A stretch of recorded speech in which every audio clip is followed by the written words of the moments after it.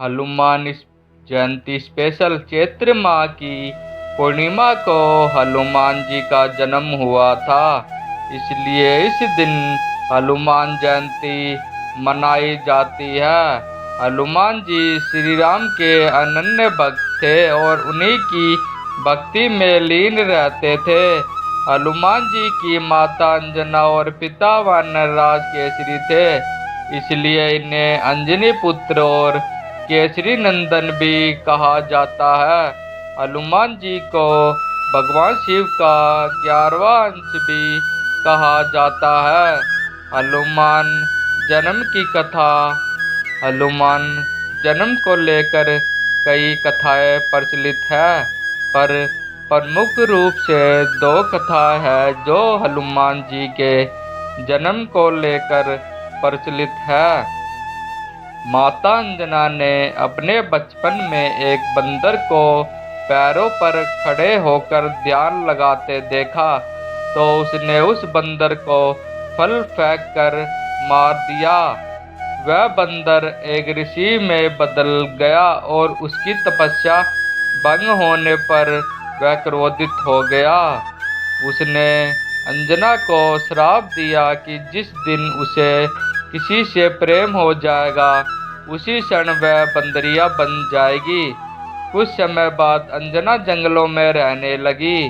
वहीं उनकी भेंट केसरी से हुई, जिससे प्रेम होने पर वह बंदरिया बन गई और केसरी ने अपने बारे में बताते हुए अंजना को बताया कि वह बंदरों का राजा है।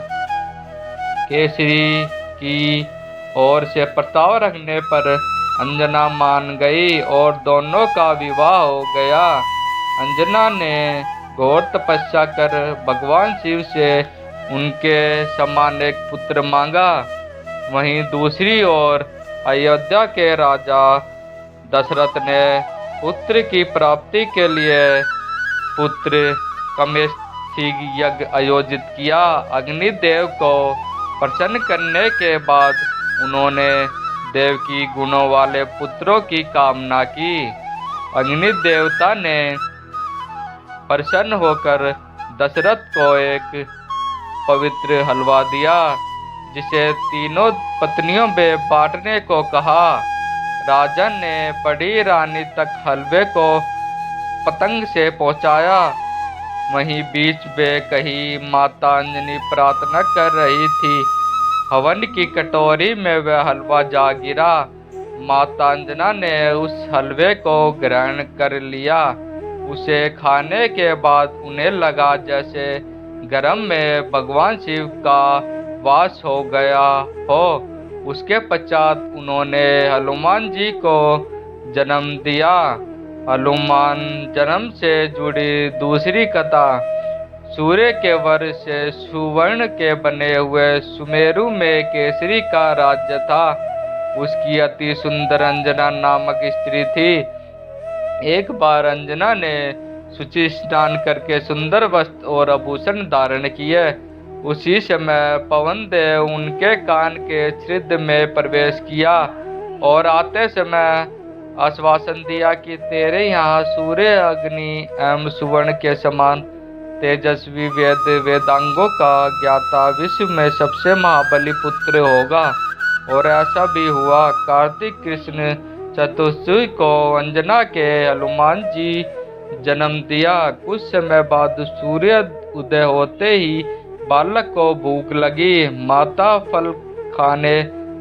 माता फल लाने गई कि इधर लाल वर्ण के सूर्य को फल मानकर हनुमान जी उसको लेने के लिए आकाश में उछल गए। उस दिन अमावस्या होने से सूर्य को दर्शन के लिए राहु भी आया था, पर हनुमान जी को दूसरे राहु मानकर वहां से भाग गया। तब इंद्र ने हनुमान जी पर वज्र से प्रहार किया, जिससे हनुमान जी मूर्छित हो गए। इंद्र की इस उदारता का दंड देने के लिए पवन देव ने पृथ्वीलोक की वायु का संचार किया। तब इंद्रदेव ने अपने किए की माफी मांगी और भगवान शिव ने हनुमान जी को ठीक किया, जिसके बाद पवन देव मान गए और पृथ्वी पर वायु का संचार पुनः सुचारू रूप से संचालित किया। तब ब्रह्मा आदि देवताओं ने हनुमान जी को वर दिया। इस प्रकार के वरों के प्रभाव से ही आगे जाकर हनुमान जी ने अमित परिक्रमा के काम किए। मैं आशा करता हूँ कि हमारे द्वारा दी गई जानकारी आप सभी को बहुत पसंद आई होगी। इस पोस्ट को अपने फेसबुक, व्हाट्सएप, इंस्टाग्राम पर ज़रूर शेयर करें। हमारे ब्लॉग को like, share, comment and subscribe ज़रूर करें ताकि हमारे लेटेस्ट पोस्ट और नोटिफिकेशन प्राप्त हो सके। धन्यवाद। आपका दिन मंगलमय हो।